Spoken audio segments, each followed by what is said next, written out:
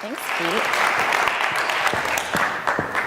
Hi, everyone. Where should I stand? I'll stand here. So thanks, Pete, for that great introduction. And as awesome as Pete is, I'm sure he wasn't alone in pulling us all together. So thanks to everyone who organized this conference and for the opportunity to speak to you all. So as Pete mentioned, I work at an organization called the Natural Resources Defense Council, and we, for those who don't know us, the NRDC, we are a large environmental nonprofit, mostly national, but we do international work as well. And we focus on everything from oceans to wildlife and lands preservation to climate change, renewable energy, water resource protection, and public health.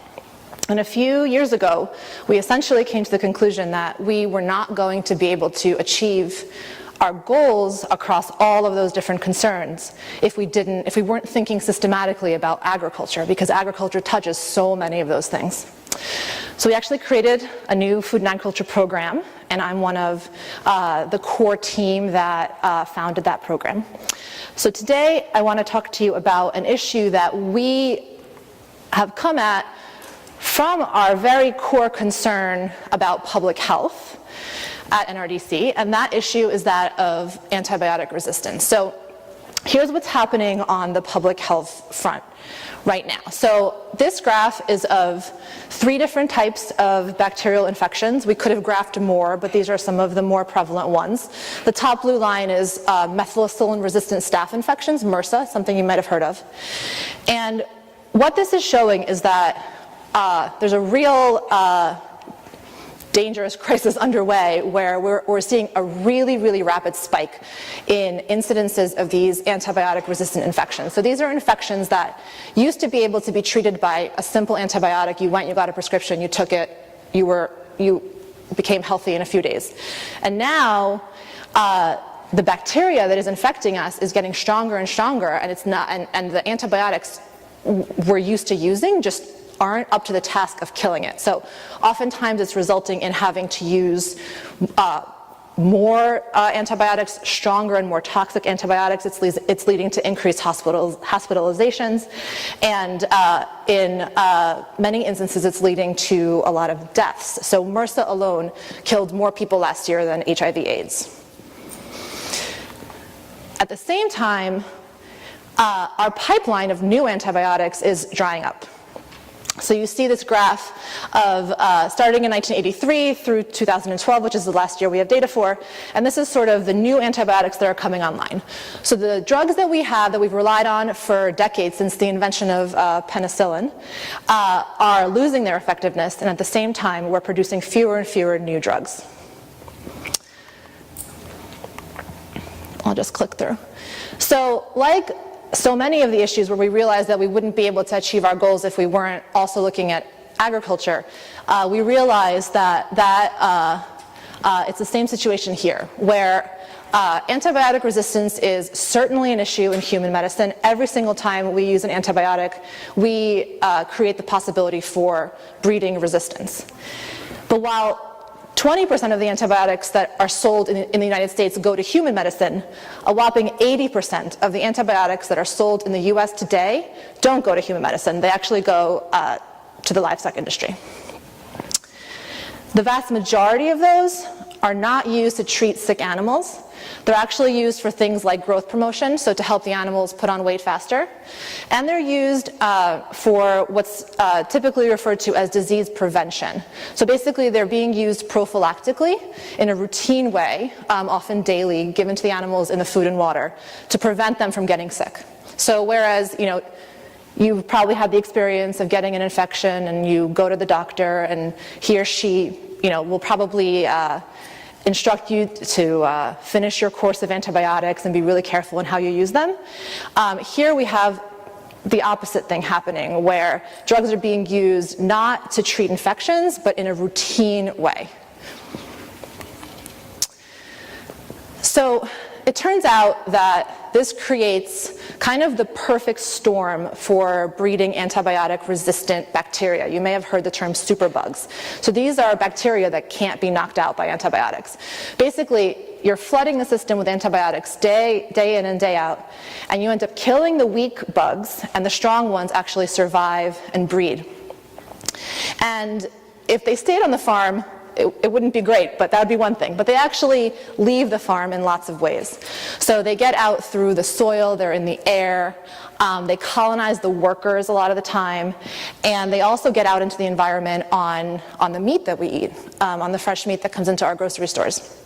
In addition, and this I think is the creepiest part, is the resistant bacteria are actually able to trade genetics with one another. So they're able to pass on their resistant traits to other bacteria. So what we're basically doing is we're creating resistant gene pollution, is kind of how I like to think about it. We're increasing the amount of antibiotic resistant genetic material that is in our environment in general. And it's making a lot of people sick. As I mentioned, superbugs are on the retail meats. They're on the meat, the fresh meat that's in our grocery stores. This isn't the only way that the resistant bacteria get out into the environment. It's very important to emphasize that.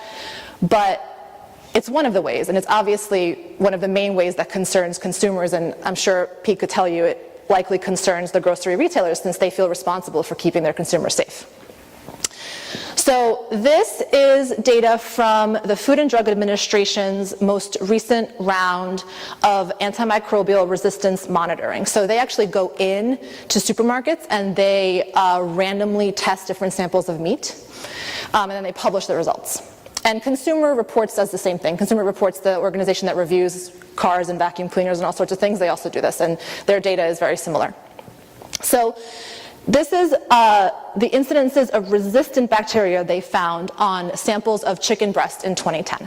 So here it's really important to make that distinction between resistant bacteria and regular old bacteria.